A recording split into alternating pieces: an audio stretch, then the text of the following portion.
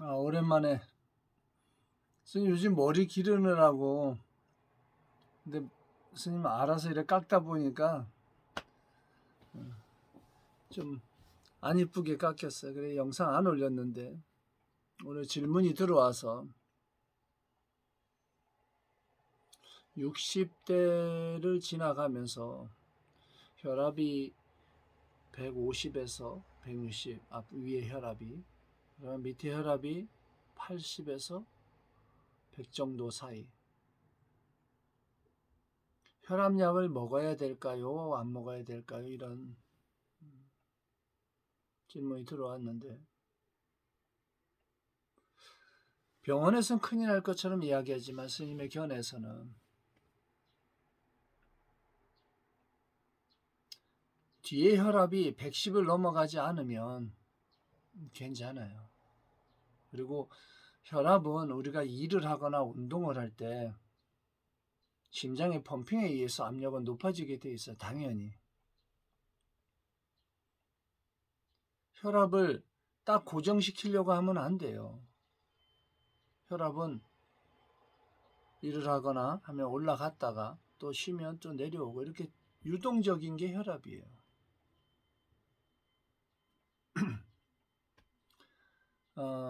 전화를 받았는데 옛날 생각도 좀 나고, 한 10여 년 지났지만, 또 그때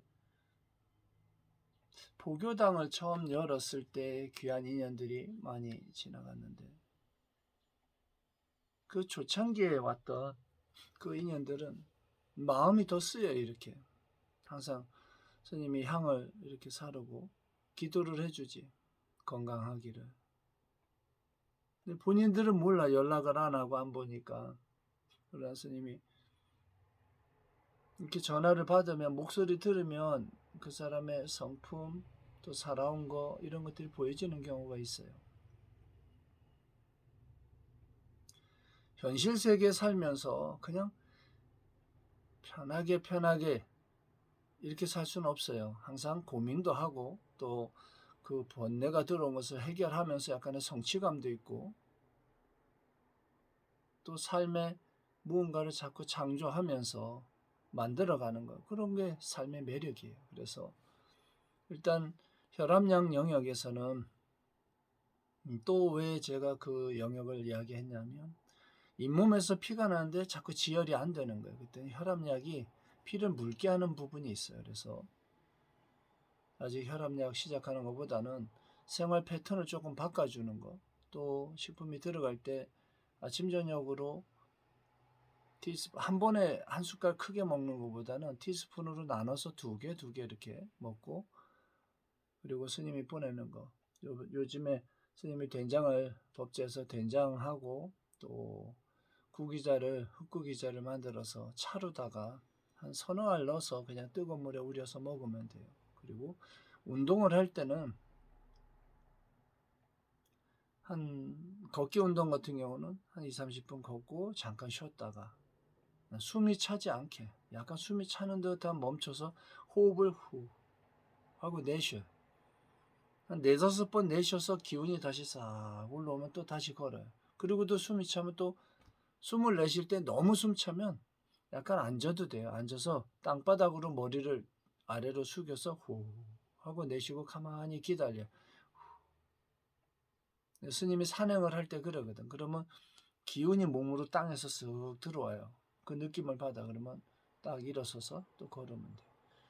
요가의 동작은, 특히 뭐 필라테스나 이런 요가가, 운동을 계속한 사람은 상관이 없지만, 나이가 벌써 60대를 지나서 그런 운동을, 또 약간 혈압의 영역이 그래 높은 사람이 그런 요가 동작을 가볍게 해줘야 되는데, 젊은 사람하고 똑같이 무리하게 하다 보면 거꾸로 하는 동작, 또 허리 드는 동작, 누워서 하는 그런 걸 할 때 뇌에 압력이 걸려. 그러면 뇌 압력 때문에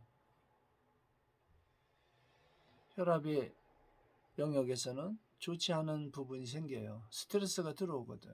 그러니까 잠잘 때, 특히 아침에 일어날 때 한쪽에 마비가 들어가는 거, 이 귀 뒤로 올라가는 혈관에 문제가 들어가면 뺨을 타고서 약간의 마비 영역이 들어가요. 오른쪽으로 들어온다 하니까 오른쪽은 심장하고 간 쪽에서의 스트레스, 이런 영역에서 원래 풍을 맞으면 그렇게 맞거든. 관리를 하면 아무 상관이 없어요. 그리고 스님이 이번에는 그 전신단 엄지손가락 반만하게 해서 그렇게 먹으면 되고, 그리고 스님이 지금 여주에 뭐 작은 암자 토굴 뭐 그런 개념으로 이제 자리를 잡았으니까, 예전에 자연산방이지, 항상 스님이 있던 곳은 자연산방이야. 그래서 한번 찾아오면 얼굴을 보고서 막 이렇게 보아줄 수가 있어. 무엇이 어떻게 됐구나 하고. 목소리를 듣고서 하는 건 좀 한계가 있어요. 근데 목이 약간 갈라지는 거, 목청에. 그 다음에 이 호흡이나 이런 그 기운의 목소리에서 들어오는 그 기색이 있어요. 기운이 좀 부족한 거, 이런 영역이 보여요. 그런 영역은 10분 먹고 또 운동하는 영역처럼 생활에서 자꾸 확장을 해야 돼요. 산을 걸으면 좋아요. 그 앞에 산이 있으니까 산 쪽에 살짝 냇물을 지나서 앞에 산에 잠깐 올라갔다가 조금 쉬었다가 올라갔다 쉬었다가, 그래서 그 구기자 차를 한 통을 들고 만들어서 올라가서 가면서 좀 마시고 올라가서 마시고, 이렇게 해서 그 차 다 마시면서 걸어서 집으로 오는 요 정도의 운동, 그게 몸에 활력이 돼요. 그리고 또 하나 조금 그 근력 운동에서 필요하다면 이렇게 매달리는 거 있어. 철봉에 쭉 매달리는 거. 약간 매달렸다가 내려오는 그런 정도로만 해도 이 근력은 도움을 받아요.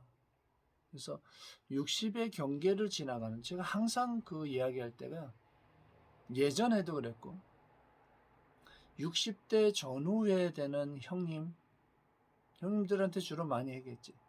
스님들이 다 사형 스님들이 많으니까 형님들 위주로 얘기했는데, 보살들 같은 경우는 지금 그 당시도 65세에서 뭐 70세도 있었고 60대 전후, 50대 후반 갱년기를 또 막 지나서 스님 뭐 열이 나요, 뭐 몸이 어때요 하고, 그 50대 전후에 그 갱년기를 지나서 한마디가 그때 무너져요. 기초대사량이 탁 떨어져요. 원래 생리가 끝나면서 그때 한번 전환점이고, 그리고 그 다음에 전환점이 들어가는 게 60, 남자는 65세고 여자 같은 경우는 56세에서 58세, 이때에 그 어떤 한마디가 딱 돌아가요. 그게 뒤로 지나가면 65세 정도의 영역을 어떻게 통과하느냐에 따라서 어떤 사람은 병증이라는 형태가 자꾸 나타나요. 몸에 이상은 없어요. 병원에 가면. 근데 괜히 피곤하고 뭐 눈이 뻑뻑하고 두통이 들어온다든지 잇몸에 자꾸 어떤 영역이 들어오는 경우가 있어요. 근데 잇몸 같은 경우는 영양제를 먹어주면 좋아요. 그래서 영양제를 하루 한 번 먹지 말고 아침, 점심, 저녁 또는 아침, 저녁으로 하나씩 계속 들어가 주는 거예요. 왜냐하면 영양제가 다 흡수가 되지 않아요. 흡수가 되고 또 배출되고, 그 영양이 부족해서 들어오는 영역이 있기 때문에 그런 부분 음식으로 섭취를 해서 다 충족하기가 어려워요. 소화력도 떨어지고, 또 부드러운 음식을 먹어줘요. 열을 가해서. 또 보양식도 필요하고, 그런 것들을 간과하면 뒤로 가면 65세를 경계해서 딱 극명하게 들어. 관리가 좀 된 사람하고 안 된 사람은 65세에서 70세를 넘어가면서 한 10년, 20년 차이 나는 얼굴이 딱 들어와요. 어떤 관리를 했냐에 따라서 그 결과가 있기 때문에, 하여간 건강은 수만 번을 이야기해도 부족해. 건강을 잃으면 다 잃어. 그러니까 잘 건강을 잘 챙겨 하고 이렇게 이야기를 수만 번을 해줘도 또 건강할 땐 안 들어요, 귀에. 또 자기가 또 바쁘니까, 세상 사는 게 바쁘면 그냥 지나가는 거예요. 또 미국에 또는 뭐 중국에 또 스님하고 연결되어 있는 수많은 인연들 다 항상 건강 잘 챙기고 현실 세계에서 이 육신을 가지고 똑같은 삶을 살아도 자기가 나 자신의 육신의 그 세포에 어떤 관점을 부여할 것인가는 굉장히 중요해요. 그거는 마음의 방향에 따라서 뭐 무조건 잘 될 거야는 긍정적 이런 마인드 말고 적극적으로 의를 일으켜서 내 몸에 많이 사랑한다. 지금까지 고생했어. 좀 더 건강해지자 하고 이렇게 마음을 내서 방향을 설정을 해주는 거 굉장히 중요해요.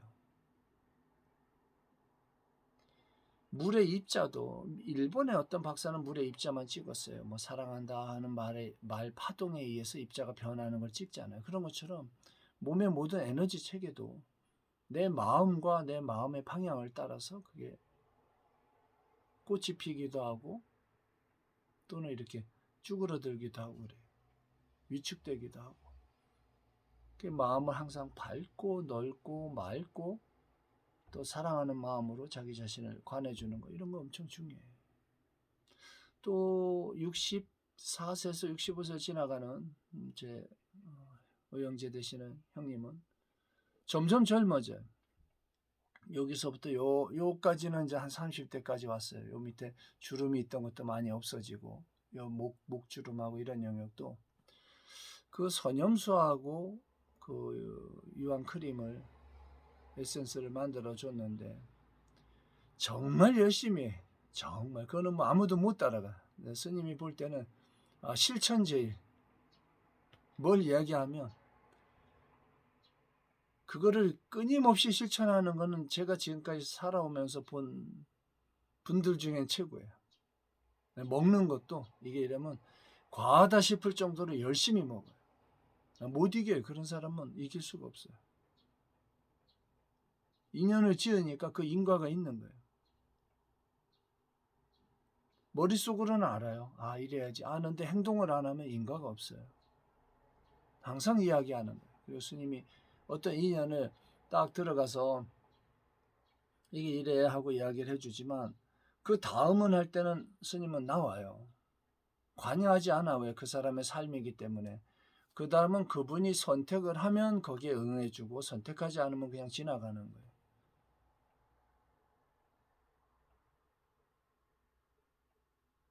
스님의 방식이에요. 선택을 하면 이래 보고서 그게 진흙이 되고 물속이라도 뛰어들어요. 선택을 했을 때는. 선택하지 않으면 그냥 뛰어들지는 않아요. 수많은 인연이 지나가고 생로병사를 피해가는 사람은 없어요. 그러나 늙고 병들고 죽는 것까지 인연에 의한 인과라는 것을 피해갈 수가 없어요. 그 모든 것을 관하여 보면 다 인연에 의한 인과예요. 무엇을 선택하든 본인이 선택한 인연에 의한 삶의 변화라는 게 명확하기 때문에 인연조차도 그 선택권이 자기한테 있습니다. 그래서 스스로 삶에 대한 또 인연에 대한 선택을 해서 본인이 원하는 대로 다 성취하기를 스님이 축원하면서 오늘 또 그런 오래된 지인의 전화를 받으니까 그리고 스님 영상 보고 있어요 이 얘기에 마음이 또 오랜만에 스님 머리 깎아가지고 안 이쁜데도 그 마음이 감사해서 영상 올립니다. 자, 스님 에너지 받고 힘내서 세상을 적극적으로 건강하게 살아. 자식들도 다 잘 크고 또 남편도 아직 건강하고 본인도 큰 병에 아직 들지 않고 움직일 수 있을 때 자기 몸을 적극적으로 케어를 해서 건강한 영역으로 65세를 잘 넘어가면 그게 75세 그 영역으로 또 넘어서 75세, 80세를. 그렇지 않고 그때 무너진 분들은 78세에서 80대를 못 넘어가고 거기서 많이 무너져. 많이 생명을 다하고 병고에 시달리다가 죽는 분들이 많아요. 그래서 똑같은 삶은 정해져 있지 않아요. 본인이 선택한 인연에 의한 인과로 하나씩 만들어가고 또 정해지는 거예요. 봄이 돼서 산에 가보면 참 다양해요. 똑같은 계곡 안에도 어떤 애는 더 먼저 나고 또 어떤 애는 좀 더 늦게 나고 그 안에 수많은 생명과 전에 이야기한 것처럼 한 줌의 흙에도 수억 마리의 미생물이 존재하고 생명체가 있다라고 인식을 하면 세상이 좀 다르게 보여요. 이 몸 안에도 또 나의 움직이는 모든 곳에 그 생명이라고 하는 것과 맞물려 있어요. 그런 인연도 마찬가지고. 그래서 오늘 전화를 받고서 항상 기도를 하고 있고 또 인생의 중요한 어떤 시간을 지나가고 있으니까 건강 잘 챙기라고 스님이 영상으로 이렇게 답을 해줍니다. 스님이 그 된장하고 또 구기자차하고 천신단하고 보내니까 잘 먹고 또 인연이 닿으면 만날 수 있기를 스님이 기대하면서 영상 마칩니다. 저는 태공입니다.